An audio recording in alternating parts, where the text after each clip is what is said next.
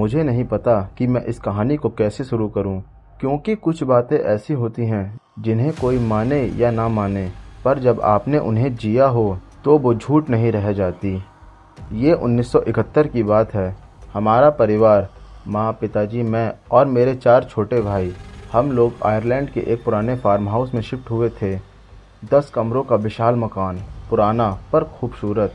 किसी को क्या अंदाज़ा था कि हम किसके पास जा रहे थे। पहले दिन से ही कुछ ठीक नहीं था।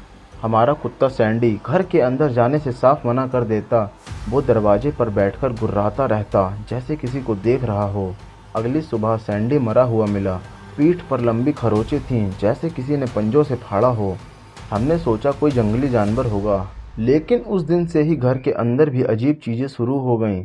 कभी कभी हम देखते बिना हवा के ही झूमर हिल रहे हैं, किचन की कुर्सियां उल्टी मिलती, घड़ी रात में एक ही समय पर रुक जाती, कभी अचानक पूरे घर में सड़े मांस जैसी बदबू भर जाती। और फिर माँ की हालत बिगड़ने लगी। वो कहती, कोई मुझे देख रहा है, कोई मेरे कान में फूंक मारता है। शुरुआत में हमें लगा माँ शायद ज़्यादा थक गई है, लेकिन फिर वो खुद से ही बातें करने लगी, अजीब सी भाषा में जिसे कोई समझ नहीं पा रहा था। एक दिन एक इतिहासकार हमारे घर आया। उसने हमें बताया कि ये घर कभी बैतसीवा शेरमन नाम की औरत का था। लोग कहते थे वो शैतान की भक्त थी। उसने अपने नवजात बच्चे की बलि चढ़ा दी थी और फिर खुद को उसी मकान में फांसी लगा ली। मरने से पहले उसने शाप दिया था, जो भी इस घर में रहेगा उसका चैन खत्म होगा। उसके बाद कई परिवार यहाँ आए और सबने घर छोड़ा, पर कुछ लोग जिंदा नहीं लौटे।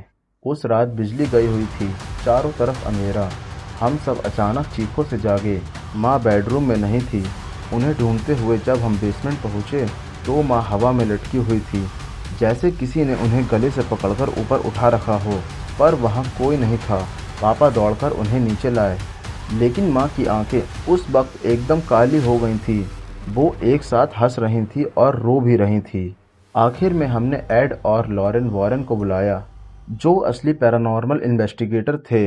उन्होंने घर में दाखिल होते ही कहा, इस घर में कोई आत्मा नहीं, ये जगह शापित है। उन्होंने माँ का एक्सॉर्सिज्म किया। पूरी रात घर में हड्डियों की आवाज़ें, चीखे, दीवारों पर उभरे निशान, और अचानक सब शांत हो गया। पर उस रात के बाद माँ कभी पहले जैसी नहीं रही। हमने घर छोड़ दिया, लेकिन आज भी अगर कोई उस मकान में जाता है तो कहते हैं दीवारों से आवाज़ आती है। मैं अभी भी यहीं हूँ। आज 50 साल बाद भी कई लोग उस घर को देखने जाते हैं, कुछ सबूत के लिए, कुछ हिम्मत दिखाने।